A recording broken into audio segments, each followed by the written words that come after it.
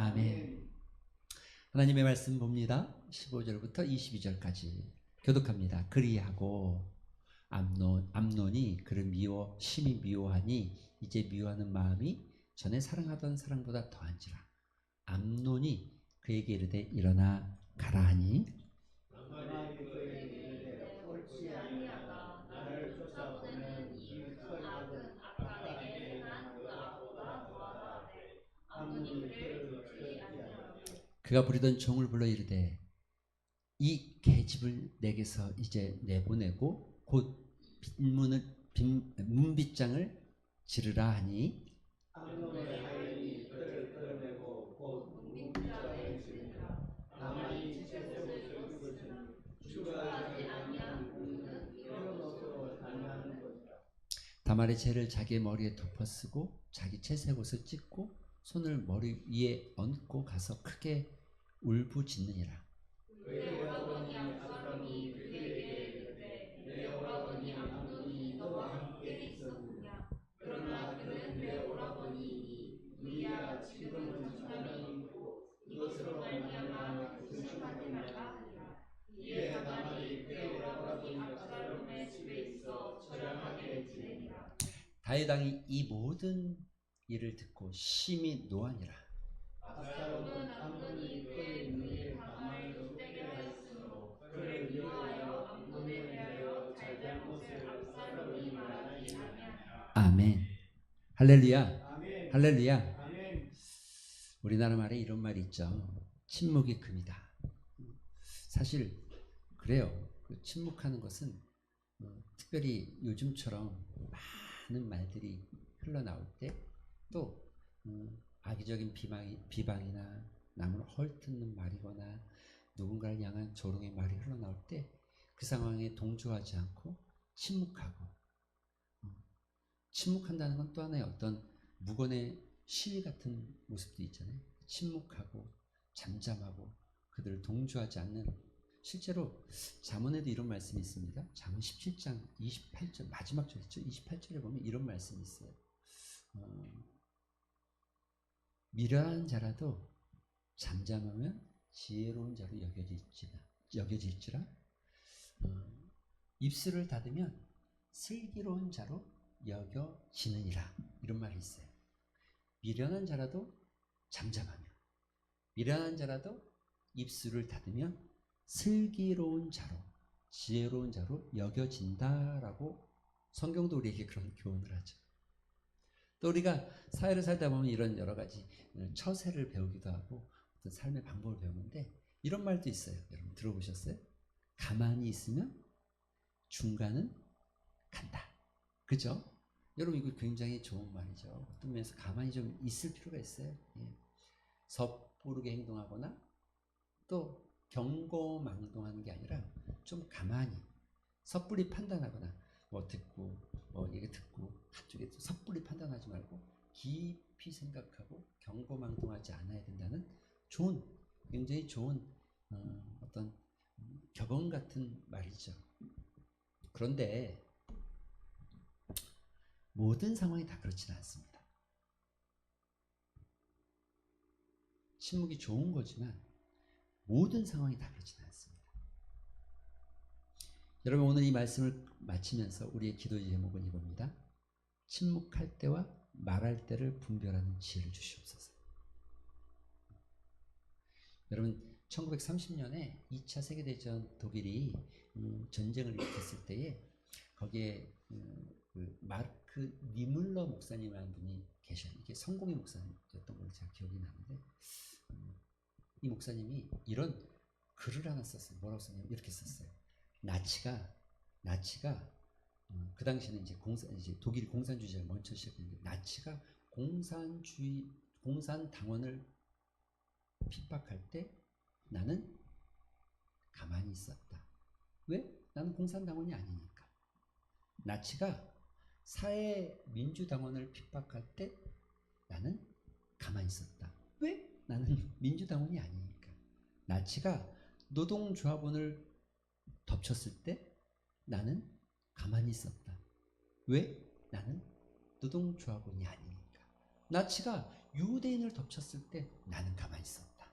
나는 유대인이 아니니까. 나치가 나를 덮쳤을 때 나에게는 아무도 말해줄 사람이 남지 않았다. 이런 글을 자주 섞인 표현으로 시처럼 지금도 아마 나와 있는 거죠. 아무도, 내가 침묵했기 때문에 모두가 내 어려움에 침묵했다. 이런 표현을 쓰고 있죠. 여러분, 이런 비슷한 얘기는 아니지만 우리나라도 좀, 저는 이 말씀 묵상하면서 그런 생각이 좀 들었어요. 여러분, 자잘못을 얘기하려는 건 아니지만 한 가지는 분명하죠. 우리 세월호 사건 기억하시죠? 선장과 선원들이 승객들에게 가만히 있어요 그랬잖아요. 누군가가 조금 거기서 지금 이 배가 기울어질 때 위쪽으로 올라가야 된다든지 뭔가를 취할 수 있는 방법, 가만히 있으세요. 가만히 있으세요. 그리고 심지어 제가 아는 정보에는 선장은 먼저 나왔다는 거 아니에요. 그쵸? 끔찍한 일이었죠. 304명. 잠잠한 결과. 한마디만 했으면 빠르게 탈출하세요. 빠르게 탈출하세요. 선체가 기울고 있습니다. 반대쪽으로 올라가세요. 아무도 말해주지 않았잖아요. 여러분, 우리가 살다가 정말 말해야 될 때와 말하지 말아야 될 때 참 어려운 숙제입니다. 이거. 그래서 지혜가 필요한 거예요. 오늘 여러분, 침묵한 사람들을 보게 돼요. 오늘 성경은 침묵한 자들의 모습과 그 침묵이 어떤 결과를 가져오는지, 또 그 침묵이 어떤 죄의 뿌리가 됐는지를 너무 명확하게 보죠. 안타까운 건 이 침묵 속에, 침묵했던 사람들 속에 우리가 그렇게 높이고 좋아하는, 또 믿음의 어떤 모델과 본처럼 생각하는 다윗도 있었다는 거죠. 그래서 여러분, 오늘 설교는 나는 괜찮아, 나는 아니야가 아닙니다. 믿음의 사람 다윗도 그런 모습이 있을 정도라면 우리는 더 할 수도 있죠. 여러분, 성경의 시작은 이렇습니다. 이미 우리가 지난 시간에 읽었지만 15절에 보면 암논이 그를 심히 미워했다. 이제 미워하는 마음이 전에 사랑했던 사람보다 더했다. 암논이 그에게 일어나 가라. 이거는 무언의 침묵이죠. 또 하나, 너랑은 상종하지 않겠다는, 너의 어떤 아픔이나 무엇도 돌아보지 않겠다. 가라. 그리고 이 얘기를 들을 때 다말이 이렇게 얘기합니다. 다말이 그에게 이르되 옳지 아니하다. 나를 쫓아내는 이 큰 악은 아까 내게 행한 그 악보다. 실제로 여러분, 당시 이스라엘 사회나 근동, 중동의 사회는요, 누군가에게 이런 성적 강간이나 겁탈을 당하면 비록 사랑하지 않을지라도 그 남자랑 사는 게 더 낫지, 거기서 쫓겨나면 이건 완전히 버림받은 여자 취급받는 사회입니다.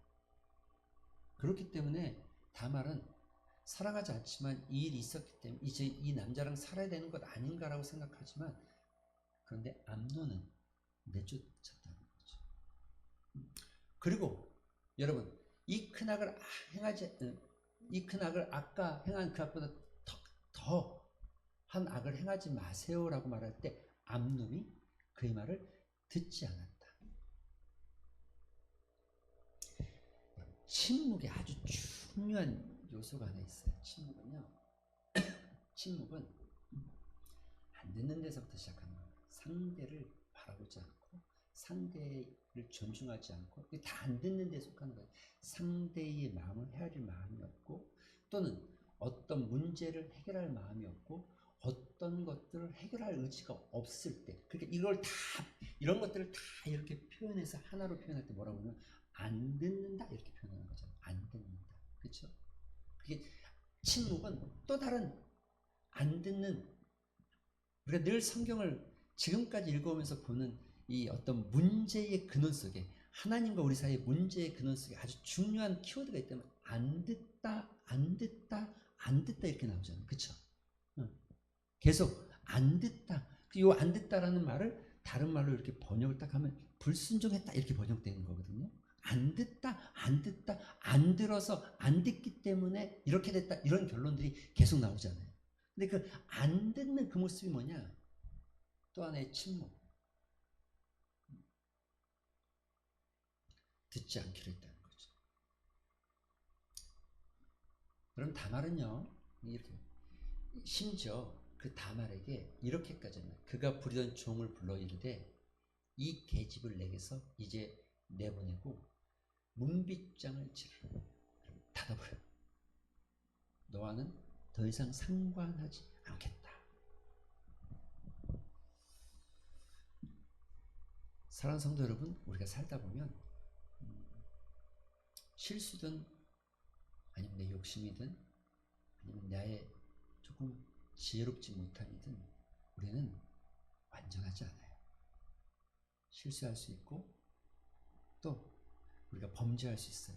그렇다고 해서 뭐 누구를 죽이고 누구에게 뭐 사기치고 이러진 않지만 누군가에게 아픔을 주고 누군가의 마음을 힘들게 할 수 있어요.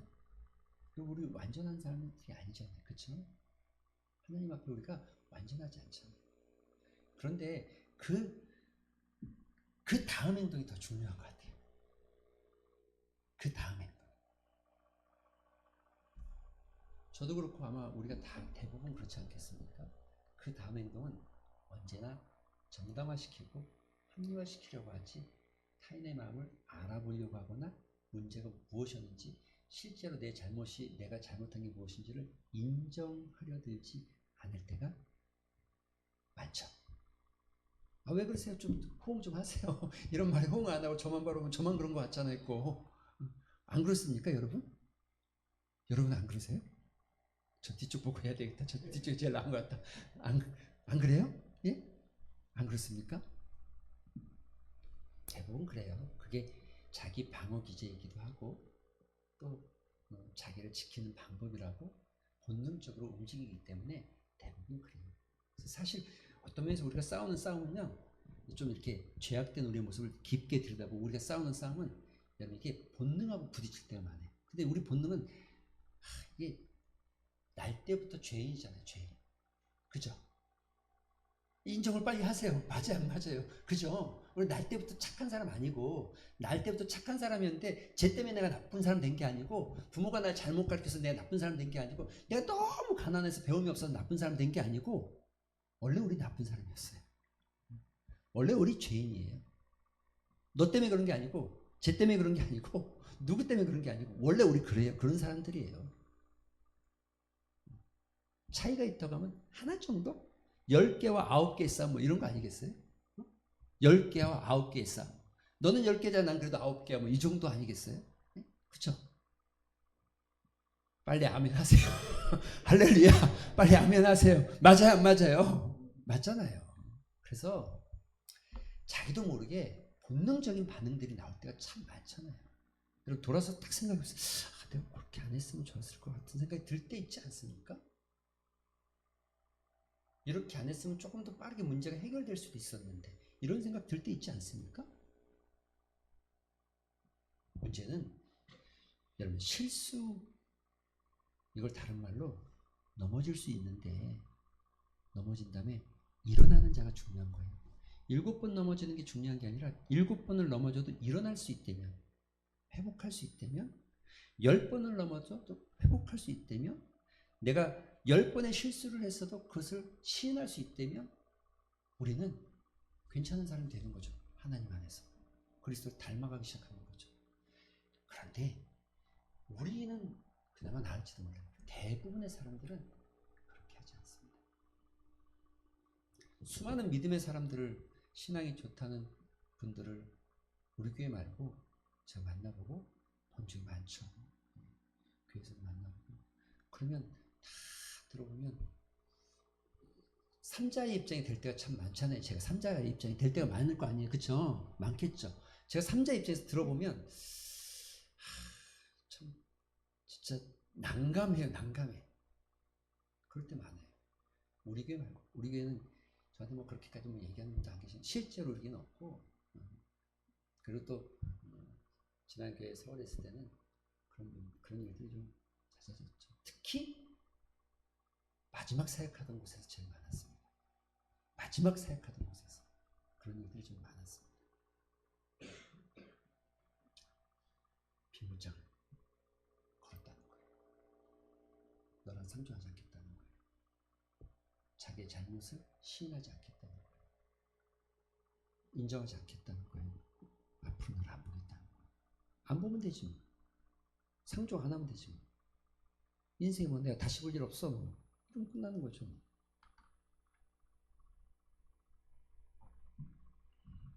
중학교 때 제가 이 얘기 한번 한 적이 있는데 국어 선생님 양재일인데 이분의 별명이 양재기예요. 그래서 우리 양재기 선생님, 양재기 있잖아요. 양재기 선생님. 늘 지금은 그런 분들 없죠. 늘 수업에 들어올 때 옛날 분들은 출석부를 가지고 들어왔잖아요. 출석부 사이에다 딱 당구대, 큰 하품 당구대 그 뒷자리 있잖아요. 그 뒷자리 딱 끼고 여기 들어와요. 뭘 물어보면 말 안 해. 손짓만 해. 나와. 잡아. 얼마? 근데 이 때리는 게 처음에는 그냥 이렇게 엉덩이 때리는데 좀 심하면요. 올라와. 발바닥 때려, 발바닥. 발바닥 맞아 보셨어요? 얼마나 아프지 몰라요. 눈물이 찡합니다. 그분한테 제가 배운 게 하나 있어요. 전 좋아했거든요. 되게 좋아했거든요. 그분 국어 가르칠 때 제일 재밌었어요. 그래서 그때 외웠던 시들도 굉장히 많았습니다. 인생하처 불상공명. 의라고 되어 있는데 은혜를 광시하라. 인생하처 불상공명. 다시 만난다는 거예요. 원수 맺지 마라. 노봉하처 좁은 길 피할 수 없는 외나무 다리에서 만나면 낭패다. 그러니까 너희는 원수 맺지 말고 잘 지내. 안 보면 되지 이게 아니라 봐준다는 거예요. 봐준다는 거예요. 잘 지내라 이런 얘기를 저한테 해주셨는데 그거가 제 기억 속에 딱 박혀 있어서 마치 인생의 어떤 그 좌우명처럼 중학교 고등학교 때는 이렇게 누가 물어보면 굉장히 많이 말하고 다녔던 기억이 있어요. 빗장 치면 끝납니까? 문빗장 치면 끝납니까? 영원히 안 보입니까? 침묵이 더 큰 문제와 침묵이 더 큰 죄를 만들어요. 두 번째, 암놈의 하인이 그를 끌어내고 곧 문빗장을 치르니 다말이 채색 옷을 입으니 출가하지 아니한 공주는 출가하지 않은 공주는 때때 옷을 입는다는 거예요. 때때 옷을. 출가하면 이제 그 집안의 법도에 따라서 옷을 입는데 그런데 다말이 죄를 자기 머리에 뒤집어 쓰고 채색 옷을 찢어. 이건 가장 큰 슬픔을 표현하고 있고 그 뒤에는 손을 머리에 대고 크게 울었다는 이건 다시 돌이킬 수 없는 재앙이 내게 임했다는 표현입니다. 손을 머리에 올리고 크게 울부짖어. 그러나 암놈은 어떻게 했다고요? 눈빛지 않고 그랬다. 두 번째, 이 침묵 속에 또 다른 침묵자가 있습니다. 그게 다말의 오빠 압살롬입니다. 그 여러분이 압살롬이 그에게 이르되 내 여러분이 암놈이 너와 함께 있었느냐? 여러분 이 말의 의미가 뭔지 알겠죠? 예, 지금 묻는 의도가 이게 수사적 표현이잖아요. 암놈이 너랑 같이 있었어? 이거는 암놈이 너한테 그렇게 했어. 이미 알고 있는 거야. 알고 있는 거야. 그러나 그는 내 오라버니이니 누이야. 지금은 잠잠히 있고 이것으로 말미암아 근심하지 말라 하니라. 여러분 말하지 말라는 거예요. 아무 말도.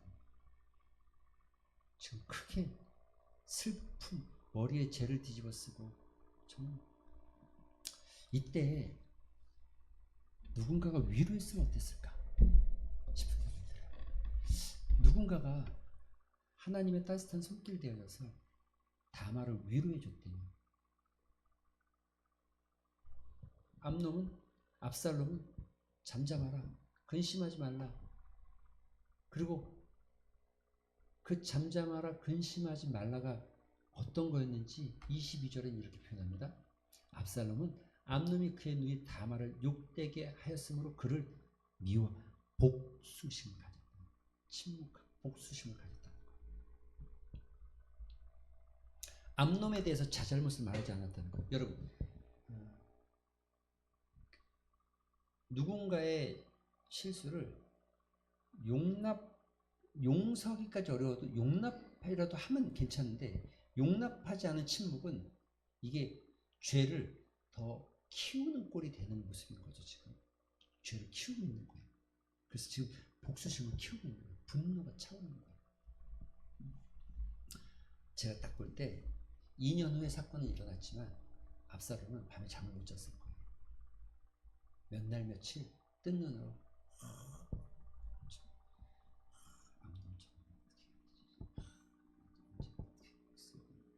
저 자식을 어떻게 찢어 죽여 이러면서 밤에 잠을 한숨도 못 잤을 거예요.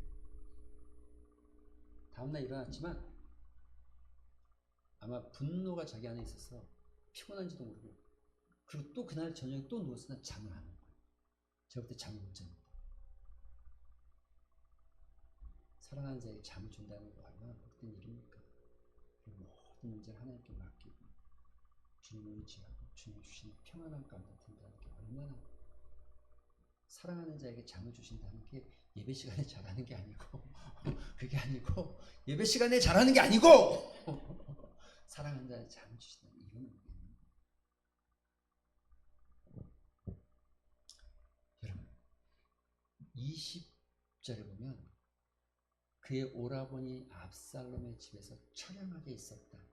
이게 원어적 의미로 살펴보면 다말은 오라버니 집에서 황폐해졌다. 자기 인생이 황폐해졌다. 처량. 문제를 여기서 해결해야 되는데 해결하지 않고 침묵하면서 복수심을 키우는 압살롬. 여러분, 오늘 한 줄뿐이 안 나온 딱 한 줄 기록하고 있는 이 놀라운 표현 중에 다윗의 표현입니다. 세 번째, 다윗. 같이 한번 읽어볼까요? 시작. 다윗과 이 모든 일을 듣고 시인하는 들었어요.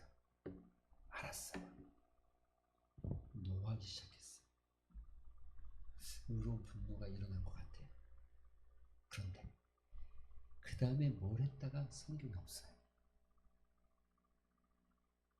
암놈을 불러서, 압살롬을 불러서, 다말을 불러서 뭘 했다가 성경이 없어요.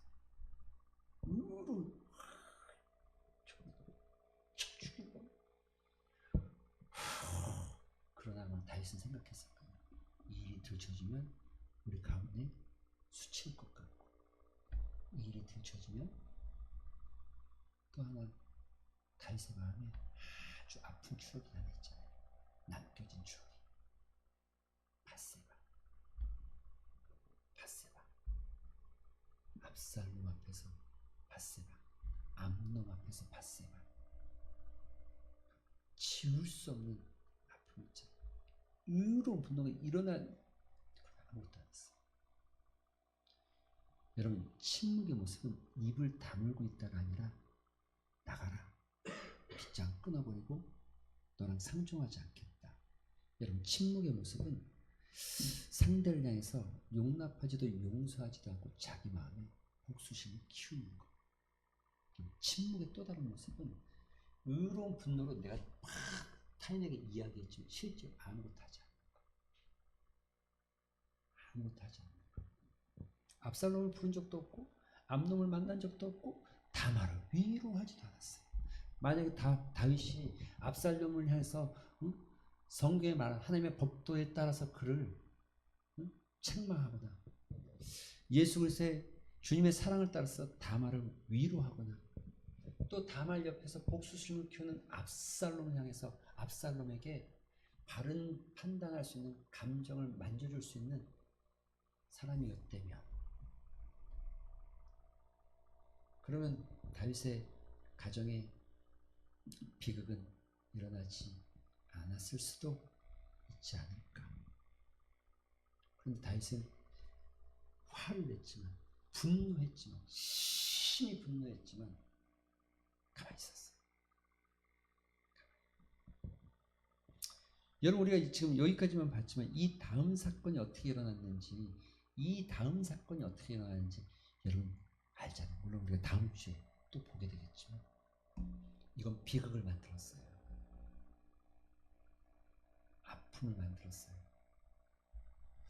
작은 일이 아니죠. 한 남자가 한 여자를 피폐하게 한 것은 절대 작은 일이 아니죠. 그러나 그 작은 일이 아닌 그 큰 일보다 더 크고 더 큰 일이 벌어지기 시작해요.